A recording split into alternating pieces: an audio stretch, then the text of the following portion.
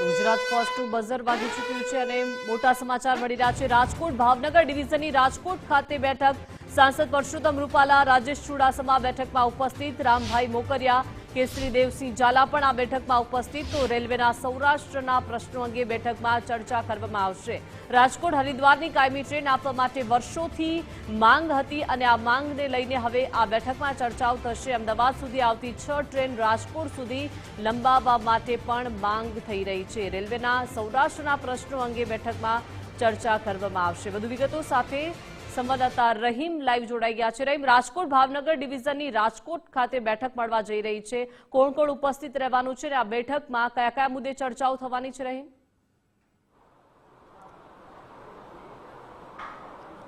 દીપિકા, ચોક્કસપણે રેલવે ડિવિઝનની જે બેઠક છે તે સમયાંતરે યોજાતી હોય છે। આજની જો વાત કરું તો આજે રાજકોટ અને ભાવનગર રેલવે ડિવિઝનની આ બેઠક છે। ભાવનગર અને રાજકોટના તમામ ડિવિઝનના અધિકારીઓ છે તે ઉપસ્થિત છે। અમદાવાદ અને ગાંધીનગરથી પણ રેલવેના અધિકારીઓ છે તે અહીં પહોંચ્યા છે। હું બેઠકના દ્રશ્યો સીધા બતાડીશ કે જે રીતના જે સાંસદો છે તે પણ અહીં ઉપસ્થિત છે। ખાસ ભાવનગર અને રાજકોટના તમામ સાંસદો અહીં ઉપસ્થિત થયા છે। બંધ બારણે આ બેઠક છે તેની શરૂઆત થઈ ચૂકી છે। છેલ્લા ઘણા સમયથી જે રેલવેની વાત કરવામાં આવતી હતી, રેલવેની ટ્રેનો સૌરાષ્ટ્રને કનેક્ટિવિટી માટેની રજૂઆત કરવામાં આવી છે। હરિદ્વાર માટેની સૌથી વધારે મહત્વની ટ્રેન છે તે કહેવામાં આવે છે।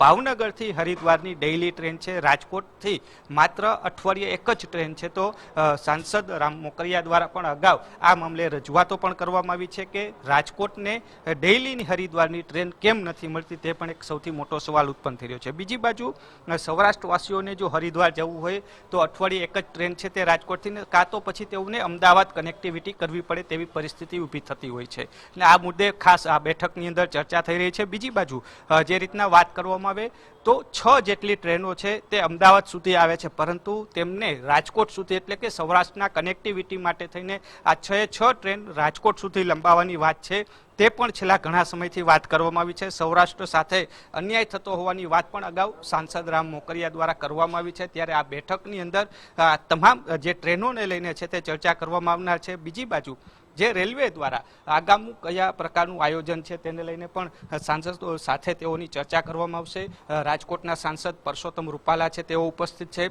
સાથે જ જૂનાગઢના સાંસદ છે રાજેશ ચુડાસમા તેઓ પણ અહીં ઉપસ્થિત છે, કેસરી દેવસિંહ છે તે પણ ઉપસ્થિત છે અને સાથે રામભાઈ મોકરિયા છે તેઓ પણ આ બેઠકની અંદર ઉપસ્થિત છે। 12 વાગ્યાની આસપાસ થોડી વારની અંદર સાંસદ પૂનમબેન છે તેઓ પણ અહીં મિટિંગની અંદર ઉપસ્થિત થવાના છે। હાલ જે સૌરાષ્ટ્ર ઝોનને લગતા રેલવેના પ્રશ્નો છે તેને લઈને આ બેઠકની અંદર ચર્ચા કરવામાં આવનાર છે અને આગામી સમયમાં કયા પ્રકારનું રેલવે દ્વારા પ્લાનિંગ કરવામાં આવશે અને જે ટ્રેનો માંગવામાં આવી છે તેને સ્ટેટસને લઈને ચર્ચા છે આ બેઠકમાં કરવામાં આવી છે। એટલે કહી શકાય કે રેલવેની મહત્વની બેઠક છે તે રાજકોટની અંદર થઈ રહી છે। રાજકોટ અને ભાવનગર ડિવિઝનના અધિકારીઓ છે આ બેઠકમાં ઉપસ્થિત છે અને સાથે સાંસદો સાથે આ ચર્ચા છે તે કરવામાં આવી રહી છે। જી દીપિકા। જી રહીમ, આભાર વિગત સાથે જોડાયા તે બદલ।